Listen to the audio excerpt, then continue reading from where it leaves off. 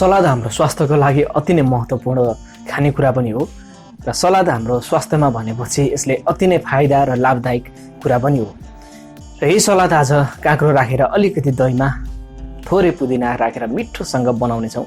सजिलो बन्ने यो सलाद यदि तपाईँहरूलाई पनि खान मन छ भने यसपालिको रेसिपी बेस्ट हुनसक्छ।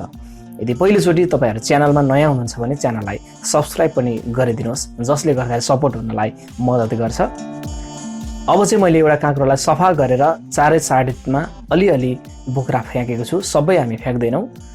र अब यसलाई काट्न गइरहेको छु र बिचमा यसरी काटेपछि र बिचमा भएको जति पनि बियाँ हुन्छ त्यो बियाँलाई चाहिँ निकालेर फ्याँकिदिने र आफूलाई चाहिने साइजमा यसरी काट्ने। र यो चाहिँ फ्रेस पुदिना छ आफ्नै बारीमा र यसलाई मैले टिपेर अब सफा गरेर यसरी राखिसकेको छु। यसलाई पनि मैले मसिनो गरेर काट्न थालिरहेको छु। अब चाहिँ बनाउनको लागि एउटा भाँडामा मैले दही पहिले नै राखेर फिटिसकेको छु। माथिबाट अघि काटेको काँक्रोलाई यसरी राखिदिने। अब यसमा स्वाद अनुसारको नुन अलिकति राखिदिनुपर्छ र तपाईँहरूलाई पनि सलाद यदि मन परेको छ भने यसपालि यसरी नै बनाउने कोसिस गर्नु होला। अलिकति बिरे नुन पनि राखिदिने। हामी धेरै मसलाहरू प्रयोग गर्दैनौँ, थोरै मरिचको धुलोलाई पनि राखिदिने। अब माथिबाट पुदिनालाई यसरी राखिदिनुपर्छ।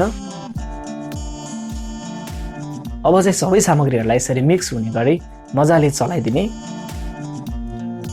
एक आपसमा यो दही चाहिँ काँक्रोमा मजाले लाग्ने गरी चलाउनु होला र यसरी मैले चलाउँदै तयार गरेको छु।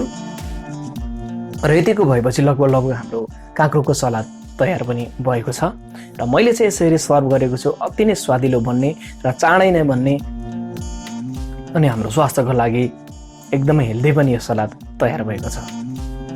र यसरी नै यसपालिको सलाद बनाएर खानुहोला। यदि तपाईँहरूलाई पनि आजको रेसिपी मन पर्यो भने भिडियोलाई लाइक, सेयर, च्यानललाई सब्सक्राइब गर्नु भएको छैन भने सब्सक्राइब पनि गरिदिनुहोस् र यसपालि चाहिँ आफ्नो घरमा परिवारमा यस्तै सलाद मिठोसँग बनाएर खानुहोला। अर्को नयाँ रेसिपी फेरि पनि लिएर आउनेछु। तबसम्मको लागि नमस्ते।